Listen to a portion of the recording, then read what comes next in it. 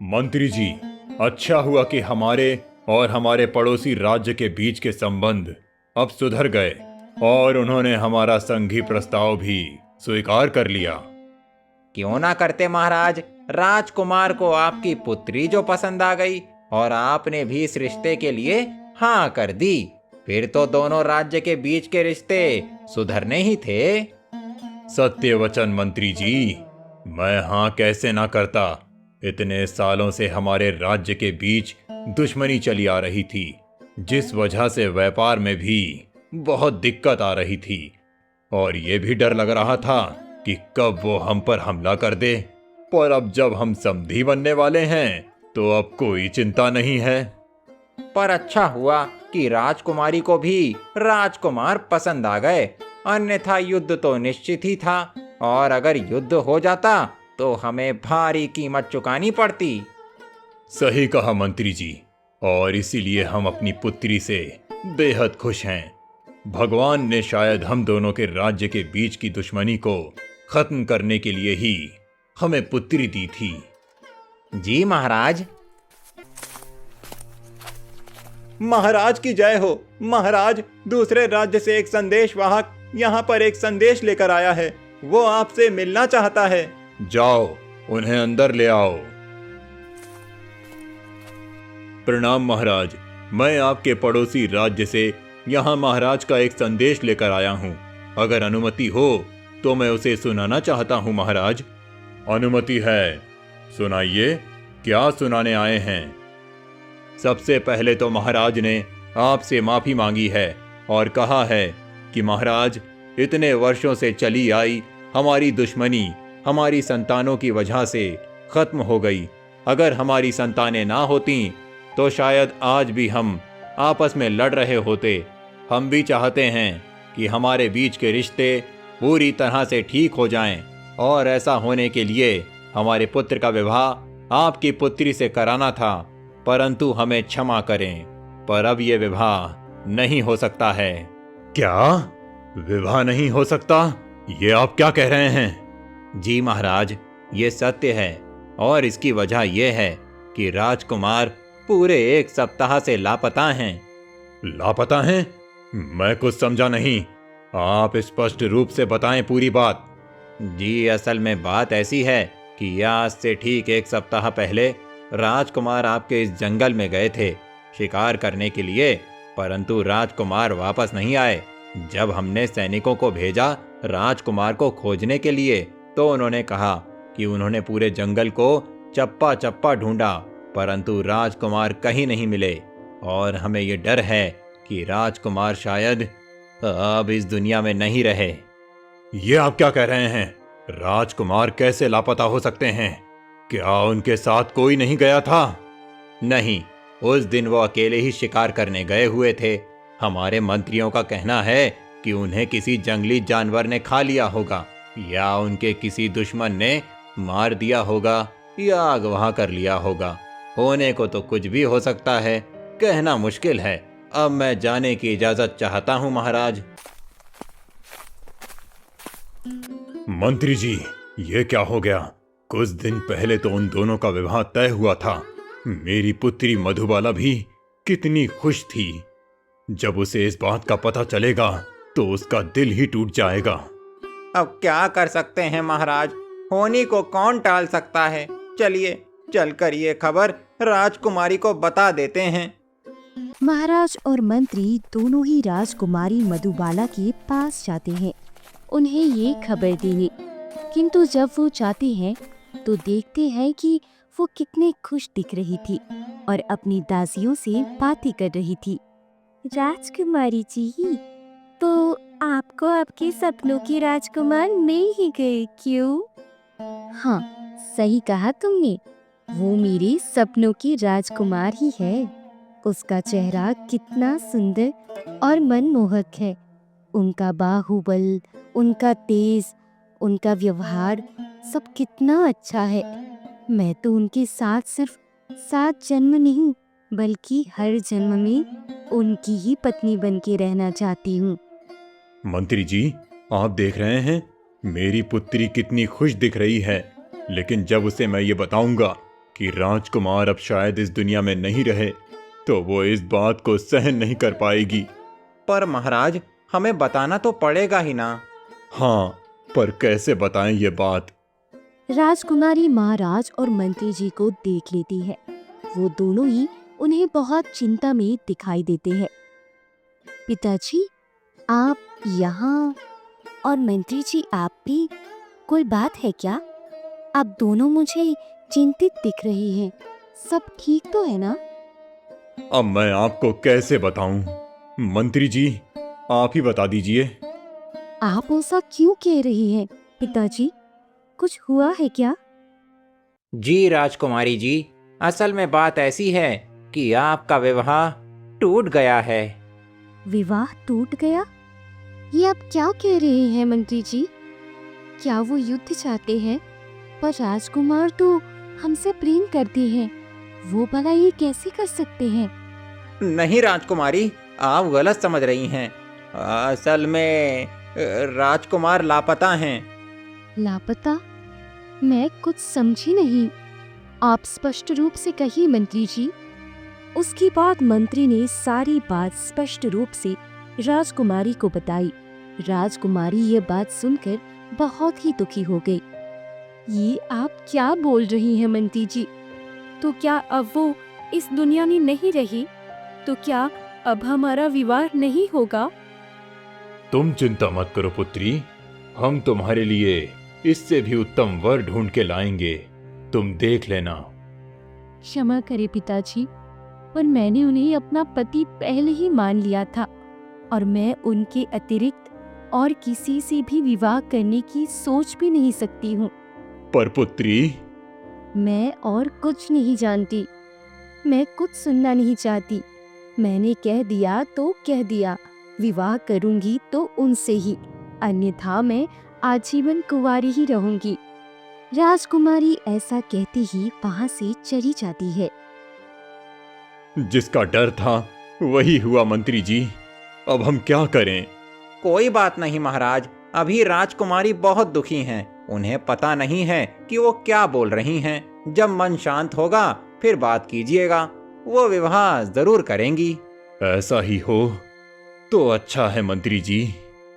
महाराज और मंत्री जी वहां से चली जाती है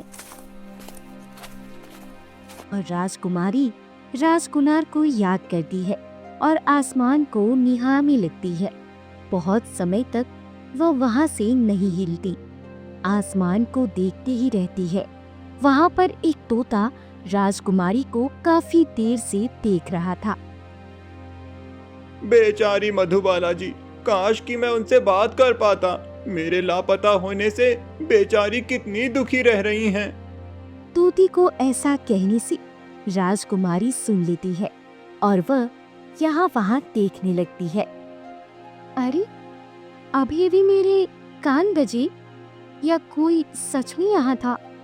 शायद मेरे कान ही बजे होंगे, क्योंकि यहाँ तो केवल एक तोता है और इसके अतिरिक्त और कोई नहीं। क्या कहा?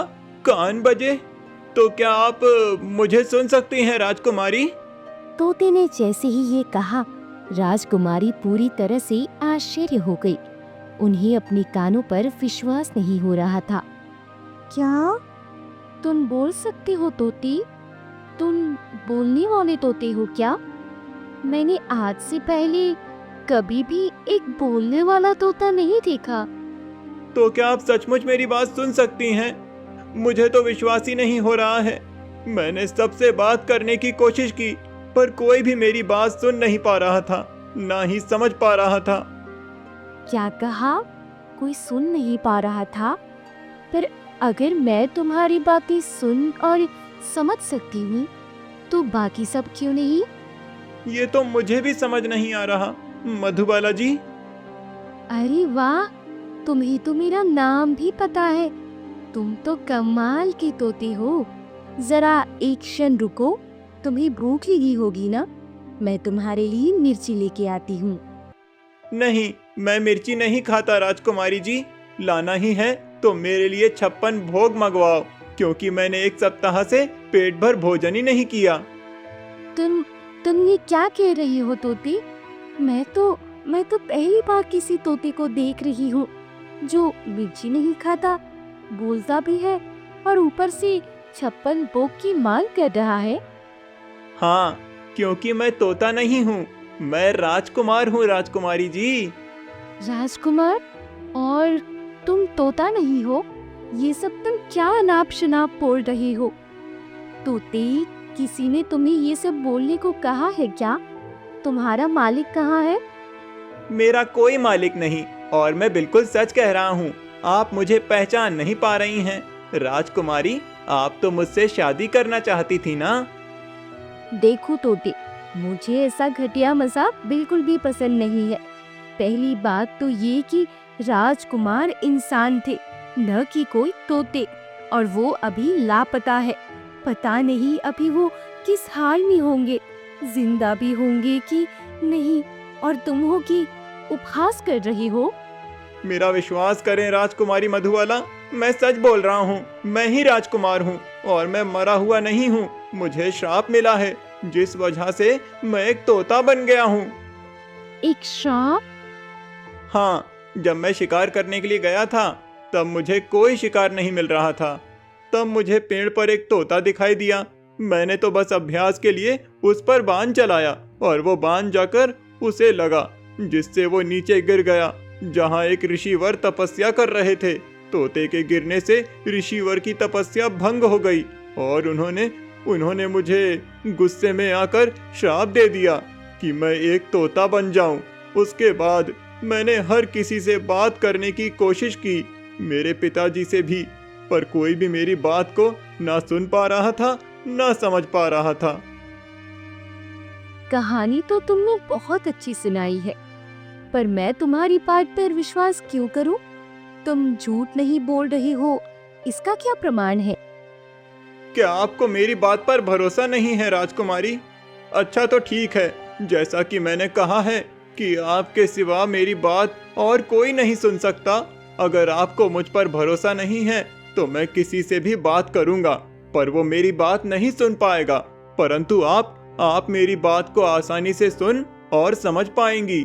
इतना प्रमाण तो पर्याप्त होगा ना राजकुमारी?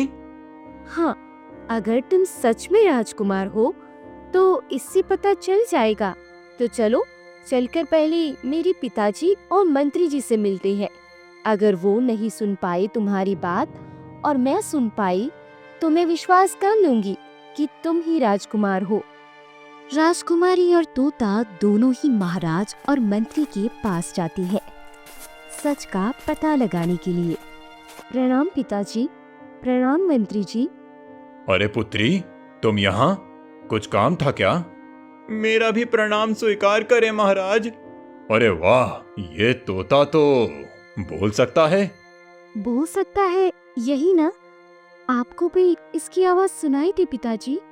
ये कैसी बात कर रही हो पुत्री? क्या सच में ये तोता बोल सकता है?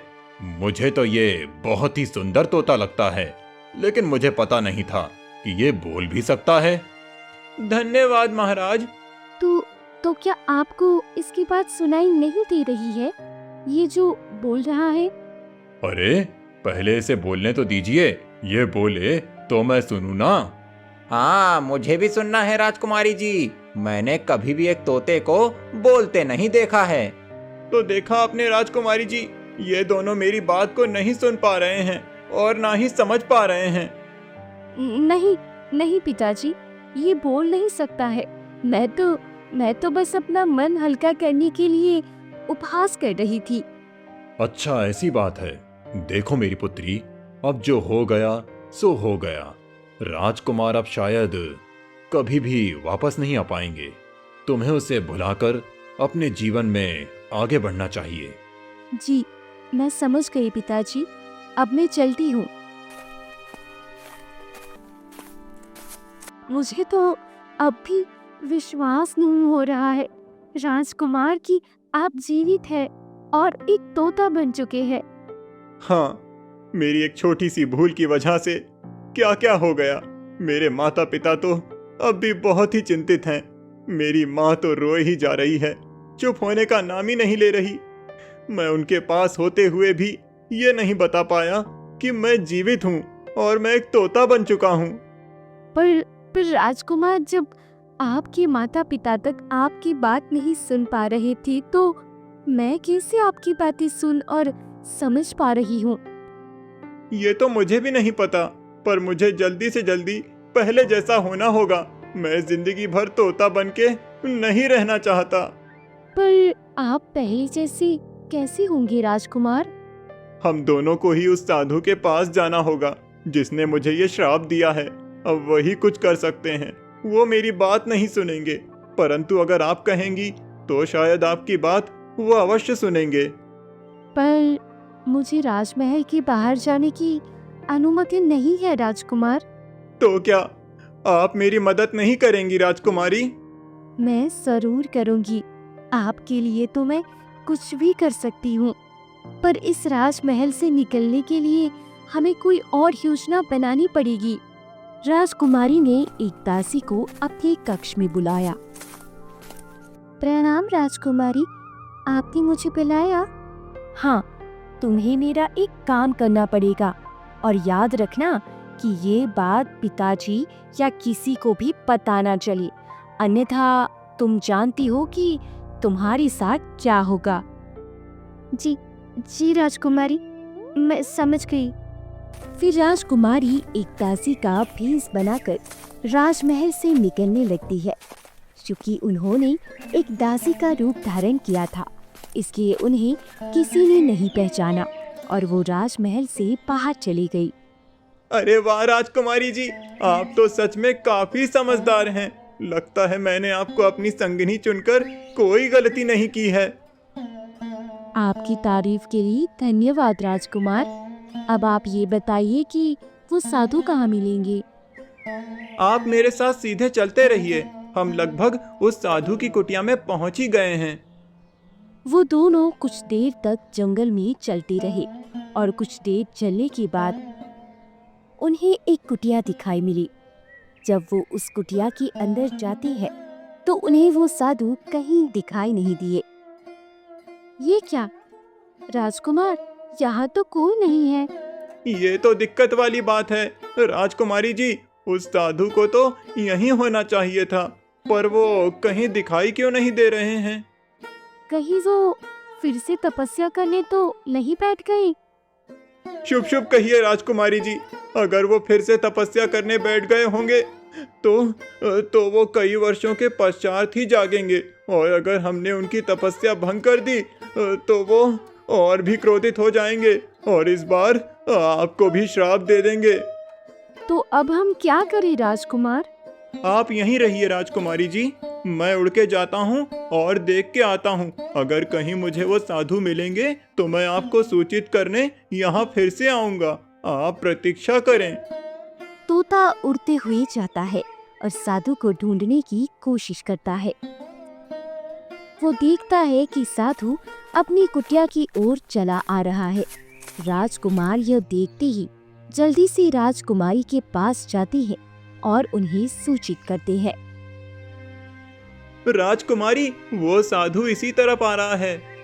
तुम कौन हो देवी, और मेरी कुटिया के बाहर क्या कर रही हो? मैं इस राज्य की राजकुमारी हूँ ऋषिवर। एक राजकुमारी यहाँ इस जंगल में अकेली क्यों आई है? आप एक बार इस तोते को देखिए ऋषिवर, आपको आपके प्रश्न का उत्तर मिल जाएगा। ये तो वही दुष्ट है जिसे मैंने तोता बनने का श्राप दिया था। जी ऋषिवर, ये हमारे पड़ोसी राज्य के राजकुमार और मेरे होने वाले पति है, यानी इस राज्य के होने वाली दामाद है, जिसे आपने श्राप देकर एक तोते ने तब्दील कर दिया था ऋषिवर। ये राजकुमार हो या कोई महाराज, हमें इससे कोई मतलब नहीं है राजकुमारी। इसने भूल की है और हमने इसको इसकी भूल की सजा दी है। इसने मेरे वर्षों की तपस्या को भंग किया और इसकी सजा तो इसे मिलनी ही थी। जी, मैं आपकी बात से पूरी तरह से सहमत हूँ ऋषिवर, किंतु यह भूल अगर जानबूझकर की जाए तो इन्हें इसकी सजा मिलनी चाहिए। परंतु इन्होंने तो जानी अनजानी में आपकी तपस्या को भंग किया है। इन्हें तो पता भी नहीं था कि आप यहाँ तपस्या में बैठे हुए थे। तो क्या ऐसे में इन्हें श्राप देना उचित रहेगा ऋषिवर? हाँ ऋषिवर, मुझे माफ कर दीजिए मेरी गलती के लिए। मैं तो बस शिकार करने के लिए यहाँ आया था, परंतु मुझे कोई भी शिकार नहीं मिल रहा था और मुझे पेड़ पर एक तोता दिखाई दिया, तो मैंने तो बस अभ्यास करने के उद्देश्य से उस तोते पर बाण चलाया। मैंने जानबूझकर आपकी तपस्या भंग नहीं की। ऋषिवर, मेरा विश्वास करें, विश्वास करें। चाहे जो भी हो, तुम्हारी वजह से ही मेरी तपस्या भंग हुई और इस बात के लिए मैं तुम्हें कभी क्षमा नहीं करूंगा। तुम अब जिंदगी भर तोता बनकर ही अपना जीवन व्यतीत करोगे। मुझे क्षमा कर दे ऋषिवर, मुझसे भूल हो गई। अनजाने में भूल हुई के कारण मुझे इतनी बड़ी सजा ना दे। दया करें ऋषिवर, दया करें। हाँ ऋषिवर, इन्हें क्षमा कर दे। आप तो एक साधु है, आप इतने बुद्धिमान हैं। आप खुद ही सोचिए, क्या अनजाने में की गई गलती की इतनी बड़ी सजा हो सकती है? राजकुमार को अपनी भूल पर पूरा पछतावा भी है। अगर उन्हें पता होता कि आप तपस्या में लीन हैं, तो वह ये कभी नहीं करते। इसलिए मेरा आपसे निवेदन है ऋषिवर कि आप इन्हें क्षमा कर दें। इससे हमारे और पड़ोसी राज्य के बीच की मुठभेड़ भी समाप्त हो जाएगी और उनसे विवाह करने के बाद हमारे पड़ोसी राज्य हमारे दुश्मन नहीं रहेंगे, बल्कि हमारे मित्र बन जाएंगे। आपकी क्षमा करने से दो राज्य का साथ आ जाएगा। क्या आप नहीं चाहते कि दोनों राज्यों को एक साथ कर दूं? दोनों राज्यों के बीच सुलह हो जाए? नहीं, ऐसी बात नहीं है। अगर मेरे क्षमा करने मात्र से दो राज्यों के बीच सुलह हो सकती है और वर्षों की दुश्मनी दोस्ती में बदल सकती है, तो ठीक है, मैं इसे क्षमा करने के लिए तैयार हूँ। आपका कोटि कोटि धन्यवाद ऋषिवर। परंतु ये एक श्राप है। केवल मेरे क्षमा करने से इसका श्राप नहीं टूट सकता। अगर तुम चाहती हो कि राजकुमार तोते से फिर इंसान बन जाए, तो तुम्हें इसके लिए इन्हें तीर मारना पड़ेगा। क्या कहा? मुझे तीर मारना पड़ेगा? परंतु ऋषिवर, ऐसा करने से मैं तो मर जाऊंगा। हाँ, अगर किसी साधारण तीर से तुम्हें मारा जाए तो तुम मर जाओगे, परंतु अगर तुम्हें उस तीर से मारा जाए जिस तीर से तुमने उस तोते को मारा था, तो तुम्हारा श्राप टूट जाएगा और तुम इंसान बन जाओगे। पर ऋषिवर, वो तीर हम कहाँ से ढूंढें? वो तो पता नहीं अभी कहाँ होगा। तुम उसकी चिंता मत करो, उस तीर को मैंने संभाल कर रखा है। मैं अभी लेके आता हूँ, तुम दोनों प्रतीक्षा करो। साधु कुटिया के अंदर जाता है और वह तीर जिससे तोते को मारा गया था, उस तीर को लेकर आता है। वह तीर साधु राजकुमारी को दे देता है। राजकुमारी उस तीर से राजकुमार के ऊपर निशाना लगाती है और तीर चला देती है। जैसे ही वह तीर राजकुमार को लगता है, वह तोते से इंसान में तब्दील हो जाती है। अरे वाह मधुबाला जी, मैं तो बिल्कुल ठीक हो गया। मुझे तो विश्वास ही नहीं हो रहा। आपका धन्यवाद ऋषिवर, आपने मुझे क्षमा कर दिया। हाँ, पर याद रहे, ऐसी भूल फिर कभी नहीं होनी चाहिए। अब तुम जा सकते हो। जी, मैं समझ गया ऋषिवर। चलिए राजकुमारी, चलते हैं और पिताजी को ये सारी बात बताते हैं। जी राजकुमार, चलते हैं। फिर राजकुमार और राजकुमारी दोनों ही राजकुमार के पिता के पास जाते हैं और ये सारी घटना उन्हें विस्तार से बताते हैं। उनकी माँ भी उन्हें देखकर बेहद प्रसन्न होती है और सभी लोग राजकुमारी की बहुत प्रशंसा करते हैं। अब मैं चलती हूँ राजकुमार। राजमहल में सभी लोग हमें खोज रही होंगे। अगर देर करूँगी तो सभी परेशान होंगे। जी, मैं भी आपके साथ चलता हूँ। आखिर आप हमारी होने